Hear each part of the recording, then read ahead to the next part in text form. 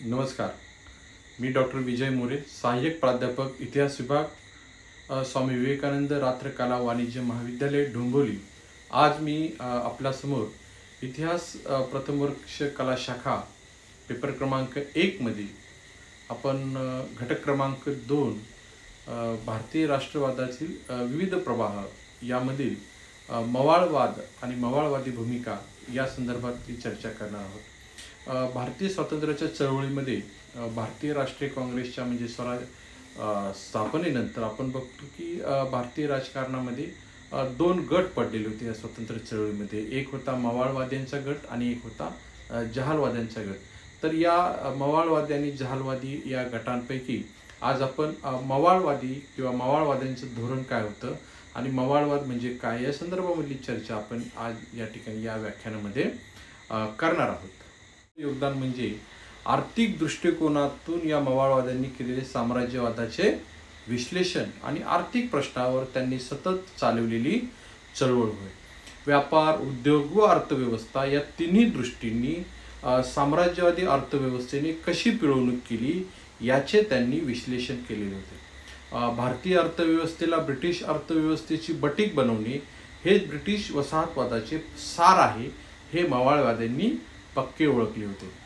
केवळ कच्च्या मालाचा पुरवठा करणारा देश ब्रिटनमध्ये तयार होणाऱ्या मालाला हुकमी बाजारपेठ व परकीय भांडवल गुंतवणुकीस उत्तम क्षेत्र असे भारतीय अर्थव्यवस्थेचे स्वरूप प्राप्त करून देण्याचा जो ब्रिटिश वसाहतवादी अर्थव्यवस्थेचा हेतू होता त्याला त्यांनी जोरदारपणे विरोध केलेला आपल्याला दिसून येतो.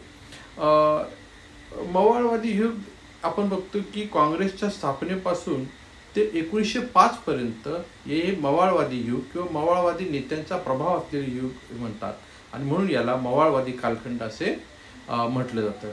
मवाळवाद्यांची जी कार्यपद्धती होती त्याच्यामध्ये इंग्रजांशिवाय भारताचा विकास आणि देशात शांतता सुव्यवस्था प्रस्थापित होणार नाही म्हणून मवाळवादी जे नेते होते ते इंग्रज सरकारशी एकनिष्ठ होते. त्याचबरोबर इंग्रजांच्या न्यायप्रियतेवरती त्यांचा विश्वास होता आणि ते न्यायानुसारच योग्य सुधारणा कार्य करतील, भारतात सुधारणा करतील आणि त्यांच्याकडील अर्ज हे विनंत्या क्रमाक्रमाने सुधारणा द्याव्यात म्हणजे त्या पेलण्याची ताकद भारतीयांमध्ये वाढू शकेल. त्याचबरोबर इंग्रजांनी आपणाला क्रमाक्रमाने सुधारणा द्याव्यात असं त्यांचं जे मत होतं हे मत देखील अत्यंत महत्त्वाचं असलेलं आपल्याला दिसून येतं. राष्ट्रीय काँग्रेसच्या प्रारंभीच्या काळात म्हणजे 1885 ते 1905 या काळात मवाळवाद्यांनी अनेक कार्य करून आपली जी उद्दिष्ट होती ती त्या ठिकाणी साध्य करण्याचा त्यांनी प्रामाणिकपणे प्रयत्न केला होता. देशातील अनेक धर्म, प्रांत, जाती यांच्या संदर्भात पूर्वग्रह व गैरसमज होते ते नष्ट करून सर्वांच्यामध्ये स्नेहसंबंध निर्माण करण्याचे आणि उद्दिष्ट साध्य करण्याचा प्रामाणिक प्रयत्न या ठिकाणी मवाळांनी केलेला होता. मवाळवाद्यांनी वसाहतीच्या स्वराज्याची मागणी केली होती. लॉर्ड कर्झनच्या अत्याचारी धोरणामुळे आणि आयरिश नेता मिस्टर स्मेडले याच्या वसाहतीच्या स्वराज्य या कल्पनेनुसार 1905च्या बनारस अधिवेशनामध्ये गोखल्यांनी वसाहतीच्या स्वराज्याचा ठराव मांडला व तशी मागणी केली. त्याचबरोबर जाचक कायदे रद्द करण्याची मागणी केली. भारतीयांवरती अनेक जाचक कायदे ब्रिटिशांनी लादलेले होते. त्याचबरोबर प्रशासन व न्यायदानामध्ये भेदभाव होता. विना चौकशी कुणालाही तुरुंगात टाकलं जात होतं. आर्म्स ॲक्ट 1878चा त्याचबरोबर प्रेस ॲक्ट इत्यादी हे काही जाचक कायदे होते ते रद्द करण्याची मागणी अमरावतीला झालेल्या अधिवेशनात सुरेंद्रनाथ बॅनर्जींच्या अध्यक्षतेखाली केली गेलेली आपल्याला दिसते. मवाळवाद्यांनी लोकजागृतीचे कार्य करत असताना अर्ज विनंत्या करून जनतेची दुःख जी आहे ती सरकार दरबारामध्ये मांडली आणि सभा, ठराव, लेखन या माध्यमातून लोकजागृतीचे कार्य केलेले आपल्याला दिसून येते. त्याचबरोबर सरकारविरुद्ध त्यांनी आक्रमक पवित्रा देखील घेतलेला होता. काँग्रेस व सरकार यांचे जे प्रारंभीचे जे मैत्री संबंध होते ते कलकत्ता अधिवेशनानंतर राहिले नाहीत कारण काँग्रेसने आक्रमक कार्यक्रमाची सुरुवात केलेली होती. इंग्रजांविरुद्ध अँटी कॉर्नलिलिनच्या चळवळीप्रमाणे चळवळ सुरू करावी असे कार्यकर्त्यांना त्या ठिकाणी आदेश दिले गेलेले होते. त्याचबरोबर परदेशामध्ये जे काही हिंदी लोक होते यांच्यासाठी आपण बघतो की इंग्रजांनी त्यांच्या वसाहतीमध्ये अनेक भारतीय मजुरांना पाठवलेले होते आणि त्यांच्यावरती अन्याय अत्याचार डोईजड कर लादलेले होते. त्याचबरोबर त्यांना मतदानाचा व मालमत्ता ठेवण्याचा हक्क होता. यासाठी देखील या काँग्रेसने मावळवादी कालखंडामध्ये संघर्ष करून न्याय मिळवून देण्याचं काम केलेलं आपल्याला दिसून येतं. हिंदी जनतेची जी काही गाऱ्हाणी होती ती त्यांनी ब्रिटिशांसमोर मांडलेली आपल्याला दिसून येतात. भारतीयांच्या विविध क्षेत्रातील अडचणींचा विचार करण्यासाठी कंपनीने रॉयल कमिशन नेमलेले होते. या प्रसंगी काँग्रेसने सरकारकडे विविध मागण्या केल्या. वर्तमानपत्रांना स्वातंत्र्य पाहिजे, त्याचबरोबर पोलीस खात्यात व प्रशासनामध्ये सुधारणा पाहिजे, शासकीय खर्च कपात करायला पाहिजे, त्याचबरोबर शेतकऱ्यांना कमी व्याजदरामध्ये कर्ज मिळायला पाहिजे, अशा प्रकारच्या मागण्या या ठिकाणी केलेल्या होत्या. त्याचबरोबर देशी उद्योगधंद्यांना संरक्षण सरकारने दिलं पाहिजे, स्थानिक स्वराज्य संस्थांच्या शेतकऱ्यांना कमी व्याजदरात कर्ज उपलब्ध करून दिलं पाहिजे, अशा प्रकारच्या मागण्या या ठिकाणी केलेल्या आपल्याला दिसून येतात. त्याचबरोबर स्थानिक स्वराज्य संस्थांच्या अधिकारांमध्ये वाढ करण्यात यावी अशा प्रकारची मागणी देखील या मवाळवादी कालखंडामध्ये केलेली आपल्याला दिसून येते. त्याचबरोबर स्पर्धा परीक्षा भारतात घ्यावी व त्याची वयोमर्यादा कमी करावी अशा प्रकारची मागणी देखील त्या ठिकाणी करण्यात आली. काँग्रेसने आपण बघतो की इंग्लंडमधील जनतेच्या संसदेचा आपल्या हक्कांना पाठिंबा मिळवण्यासाठी या मवाळवादी कालखंडामध्ये इंग्लंडमध्ये या ठिकाणी चळवळ सुरू झालेली आपल्याला दिसून येते. आपण बघतो की 1887 मध्ये दादाभाई नौरोजी यांनी इंडियन रिफॉर्म असोसिएशनची स्थापना केलेली होती. 1889 मध्ये British committee of the Indian National Congress ही संघटना या ठिकाणी स्थापन केलेली आपल्याला दिसून येते. त्याचबरोबर आपण बघतो की लॉर्ड कर्झन यांनी बंगालची फाळणी केलेली होती. साम्राज्यवादी व स्वसमूह श्रेष्ठत्व सिद्धांताचा हा कट्टर पुरस्कर्ता होता लॉर्ड कर्झन.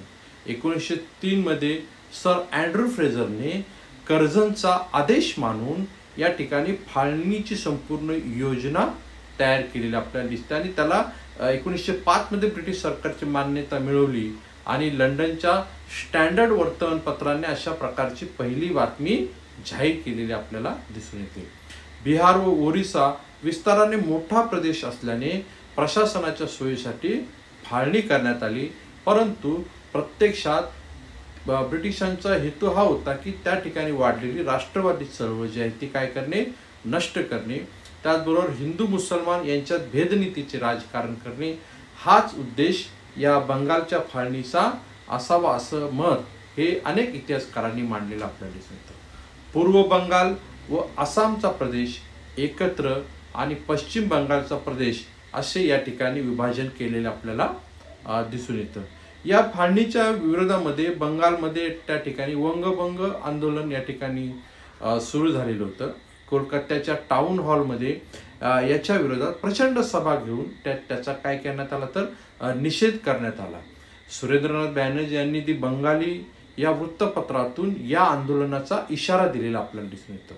16 ऑक्टोबर 1905 हा दिवस त्यावेळेला राष्ट्रीय शोक दिन म्हणून जाहीर करण्यात आला आणि याच दिवशी राखी बांधण्याचा कार्यक्रम त्या ठिकाणी करण्यात आलेला होता. गुरुदेव टागोर यांनी हमार सोनार बंगला हे काव्य रचले आणि वंदे मातरम हे गीत सर्वत्र गायले गेले आणि हे बंगाली ऐक्याचे प्रतीक म्हणून आनंद मोहन बोस यांनी फेडरेशन हॉलचे त्या ठिकाणी भूमिपूजन केलेले होते.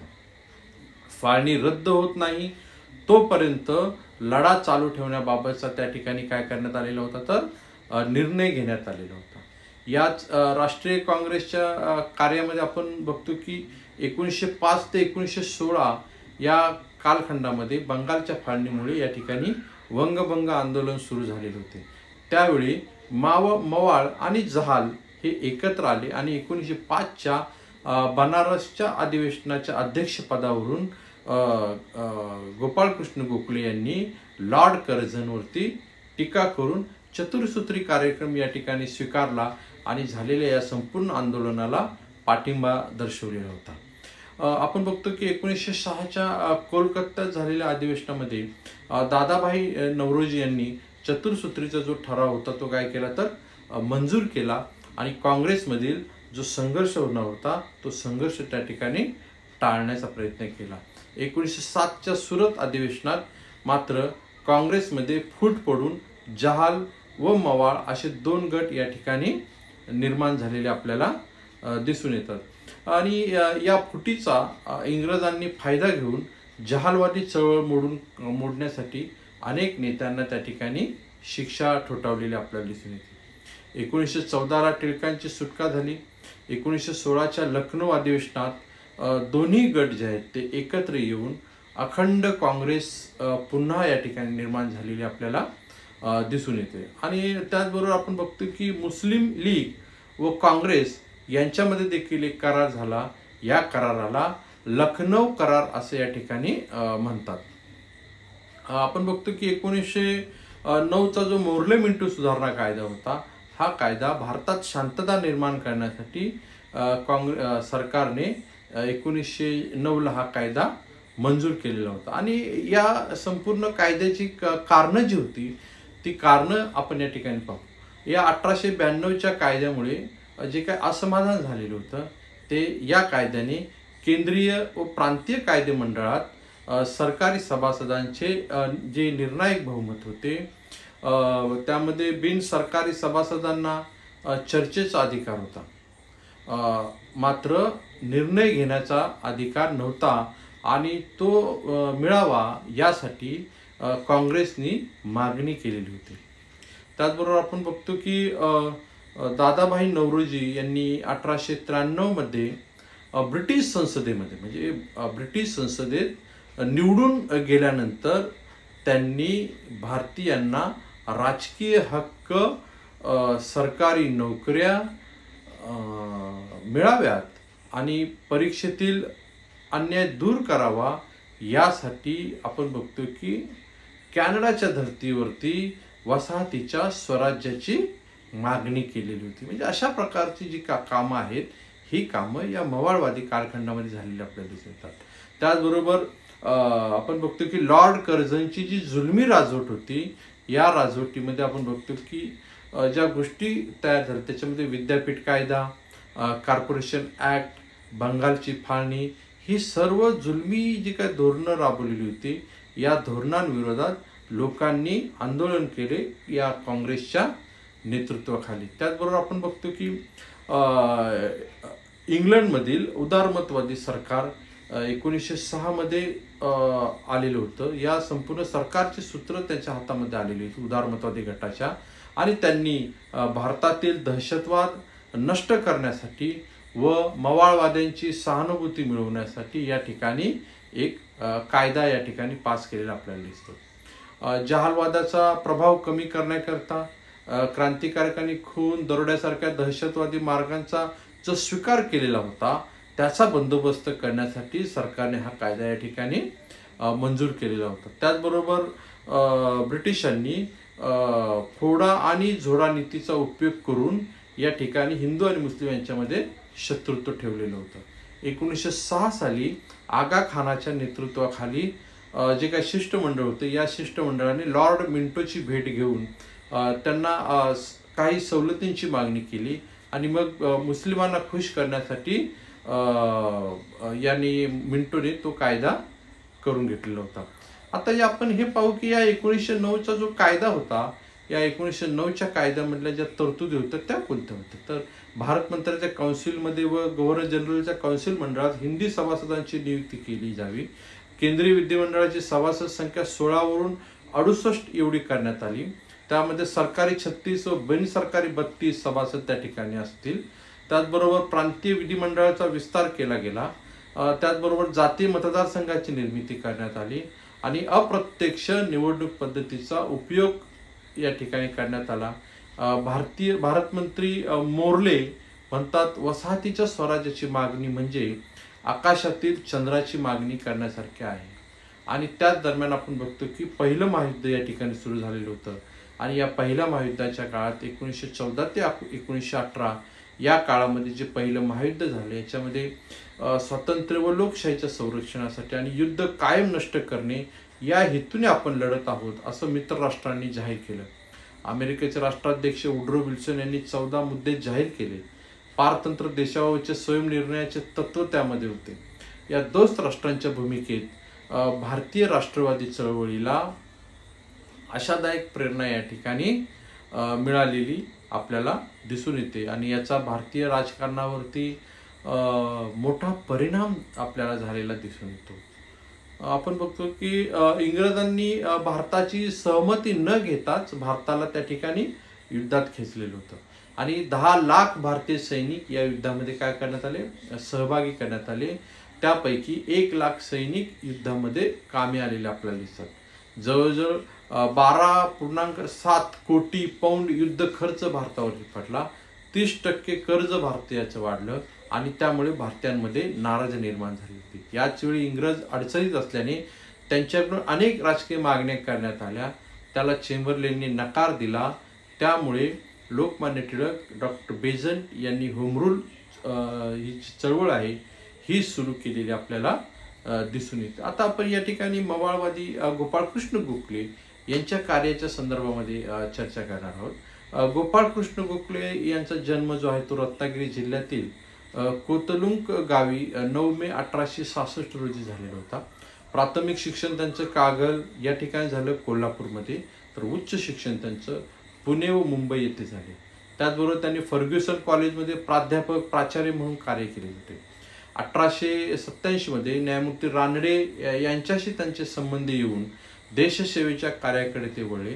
1890 मध्ये सार्वजनिक सभेचे ते चिटणीस झाले आणि या सभेच्या वतीने चालवण्यात येणाऱ्या त्रैमासिकाचे गोपाळकृष्ण गोखले हे संपादक झाले.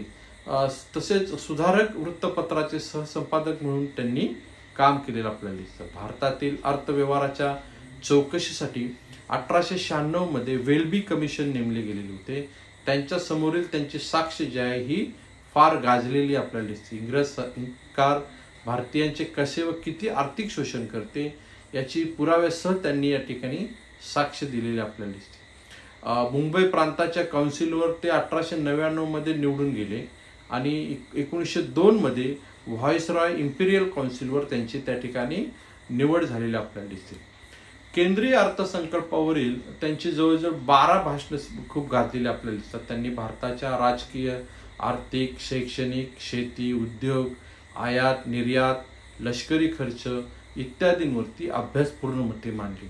या संदर्भात सरकारकडे त्यांनी काही मागण्याही केल्या. लॉर्ड कर्झनही गोखल्यांच्या कार्याने मोठ्या प्रमाणात प्रभावित झालेले होते. 1904 मध्ये त्यांनी भारत सेवक संघ नावाची एक त्या ठिकाणी संघटना स्थापन केलेली होती. साम्राज्याअंतर्गत स्वराज्य व देश बांधवांची उन्नती हे या संस्थेचे प्रमुख ध्येय असलेले आपल्याला दिसते. समाजसेवा, सहकार, समाज शिक्षण, दुःख निवारण, राजकीय जागृती या साधनांमार्गे देशांची उन्नती साधण्याचा त्यांनी या ठिकाणी प्रयत्न केलेला होता. 1909च्या मॉर्लो मिंटो सुधारणांच्या स्वरूपात त्याचा मोठा गोपाळकृष्ण गोखले यांचा मोठा सहभाग असलेला आपल्याला दिसतो. इंग्लंडला जाऊन त्यांनी भारत मंत्र्यांशी भारताच्या प्रश्नांसंदर्भात आपण बघतो की सखोल चर्चा त्यांनी केलेली होती. आफ्रिकेत गोऱ्यांच्या विरुद्धच्या आंदोलनात त्यांनी सहभाग घेतलेला होता आणि तेव्हाच गांधीजींनी गोपाळकृष्ण गोखले यांना आपले राजकीय गुरु त्या ठिकाणी मानलेले होते. 19 फेब्रुवारी 1995 रोजी गोपाळकृष्ण गोखले यांचे निधन झाले आणि अशा पद्धतीने त्यांचं हे कार्य आपण पाहू शकतो. आता आपण बघतो की मवाळ राष्ट्रवादी नेत्यांची जी उद्दिष्ट होती आणि कार्यपद्धती होती याच्यामध्ये नागरी स्वातंत्र्य, स्वतंत्र वृत्तपत्रे, लोकशाहीनिष्ठ आणि वर्णभेद नसलेले प्रशासन यासाठी प्रारंभीच्या राष्ट्रवाद्यांनी सतत लढा दिलेला आपल्याला दिसून येतो. किंबहुना याच काळात राष्ट्रवाद्यांनी केलेल्या राजकीय प्रबोधनामुळे भारतीय जनतेत व विशेषतः बुद्धिमंतांना लोकशाहीची संकल्पना जी होती ती त्या ठिकाणी रुजू लागलेली आपल्याला दिसते. आधुनिक शिक्षण आणि तंत्रज्ञान याचा जनतेत व विशेषतः बुद्धिमंतामध्ये मोठ्या प्रमाणामध्ये त्यांना त्याचं आकर्षण वाटू लागलं. आधुनिक शिक्षण, आपण बघतो की विज्ञान आणि तंत्रज्ञान यांचा प्रसार व्हावा म्हणून मवाळवादी विचाराचे जे नेते होते ते या ठिकाणी झटलेले आपल्याला दिसून येते. त्याचबरोबर या ह्याच्यामध्ये सामाजिक सुधारणा देखील झाल्या पाहिजेत अशा प्रकारची देखील मतं त्या काळामध्ये पुढे आलेली आपल्याला दिसून येतात. प्रारंभीच्या काळातील राष्ट्रवाद्यांच्या चळवळीचा पाया अरुंद होता की एक उणीव होती, हे आपण या ठिकाणी बघू शकतो. त्यावेळी या चळवळीला मोठ्या प्रमाणात प्रतिसाद मिळत नव्हता. समाजाच्या सर्वसामान्य जनतेपर्यंत, तळागाळापर्यंत ही मवाळवादी जी शक्ती आहे ती त्या ठिकाणी पोहोचू शकलेली नाही. आपण बघतो की मवाळांचे जे काही राजकीय प्रबोधन होते, हे राजकीय प्रबोधनाचे कार्य शहरातील शिक्षित मध्यमवर्गीयांपर्यंत मर्यादित राहिलेले आपल्याला दिसतं. परंतु त्यांची धोरणं जी होती किंवा कार्यक्रम जो होता तो मध्यमवर्गीयांपुरता मर्यादित नव्हता. समाजातील सर्व वर्गातील लोकांच्या गाऱ्हाण्यांची त्यांनी दखल घेतली व वसाहतवादाच्या वर्चस्वाविरोधामध्ये उभरत्या भारतीय राष्ट्रवादाच्या हितसंबंधाचे त्यांनी त्या ठिकाणी प्रतिनिधित्व केलेलं आपल्याला दिसून येतं. कोणतीही चळवळ घटनात्मक मार्गांनी आणि कायद्याच्या चौकटीत राहूनच करावयास हवी अशा प्रकारची भूमिका जी होती ती मवाळांची असलेली आपल्याला दिसते आणि मवाळांनी त्याच्यावरती कटाक्ष होता आणि म्हणूनच जाहीर सभा आणि वृत्तपत्रे यावरच त्यांचा विशेष असा भर आपल्याला असलेला दिसतो. आणि त्यांनी अतिशय काळजीपूर्वक तयार केलेली अनेक निवेदने व अर्ज हे त्यांनी सरकारला पाठवलेले आपल्याला दिसतात. वरवर पाहता ही जरी सरकारला पाठवलेली निवेदने व अर्ज असले तरी त्याचे मूळ उद्दिष्ट जनतेला शिक्षित करणे व राजकीय प्रश्नांबाबत जागृत करणे हेच होते. उदाहरणार्थ 1891 मध्ये न्यायमूर्ती रानड्यांनी गोपाळकृष्ण गोखलेंना सांगितले की आपल्या देशाच्या इतिहासात आपले स्थान कोणते याची तुम्हाला कल्पना नाही. ही निवेदने सरकारला उद्देशून असली तरी ती नाममात्र आहेत. वस्तुतः ती जनतेला उद्देशून लिहिलेली आहेत. त्यांच्याद्वारेच ह्या प्रश्नावर कसा विचार करावायचा ते त्यांना कळून येईल. कारण ह्या प्रकारचे राजकारण जे आहे हे राजकारण ह्या देशाला सर्वस्वी आपण बघतो की नवीन प्रकारचं आहे आणि म्हणून हे राष्ट्रवादी राजकीयदृष्ट्या मवाळ असले तरी अधिकारी आणि ब्रिटिश राजकीय नेते त्यांना राजद्रोही आणि बंडखोर मानित होते. आपण बघतो की व्हायसरॉय लॉर्ड कर्झन तर इसवी सन 1900 मध्ये असं म्हणाला होता की काँग्रेस नष्ट करण्यात माझा हातभार लागावा अशी माझी महत्वाकांक्षा आहे. कारण अगदी अल्प प्रमाणात का होईना पण मवाळांनीच देशात आपण बघतो की साम्राज्यवाद विरोधी किंवा साम्राज्याच्या विरोधामधली जागृती केलेली होती. साम्राज्यवादाचं त्यांनी आर्थिकदृष्ट्या जे प्रभावी विश्लेषण केलेलं होतं त्यातूनच पुढे आपण बघतो की ब्रिटिश वसाहतवादाविरुद्ध भारतीय जनतेची क्रियाशील चळवळ सुरू झाली आणि आपल्या आर्थिक लढ्याद्वारा त्यांनी ब्रिटिश सत्तेचे जे क्रूर व शोषक स्वरूप जनतेसमोर स्पष्ट केले. त्यामुळे या सत्तेचा जो काही नैतिक पायाच होता तो या ठिकाणी काय झाला, ढासळलेला होता. शिवाय मवाळ पक्षांचा भर जो होता तो धार्मिक किंवा भावनिक आव्हानापेक्षा प्रत्यक्ष अभ्यास आणि जनतेला दररोज ज्या दिव्यातून जावे लागते त्याचे परखड विश्लेषण यावर असलेला आपल्याला दिसून येतं. म्हणजे अशा पद्धतीने जनतेमध्ये जागृती करण्याचे जे काही काम आहे हे काम हे मवाळवादी या ठिकाणी करताना आपल्याला दिसतात. आणि म्हणून राष्ट्रीय चळवळीसाठी असा भक्कम पाया तयार केल्यावरच राष्ट्रव्यापी आंदोलन करावे असा त्यांचा मानस होता. आणि यातूनच आपण बघतो की मोठ्या प्रमाणामध्ये ही चळवळ जी आहे ती वाढलेली आपल्याला दिसते. मवाळवादाच्या या संपूर्ण भूमिकेनंतर आपण बघतो की जहालवादाची एक नवीन मांडणी पुढे आलेली आपल्याला दिसते.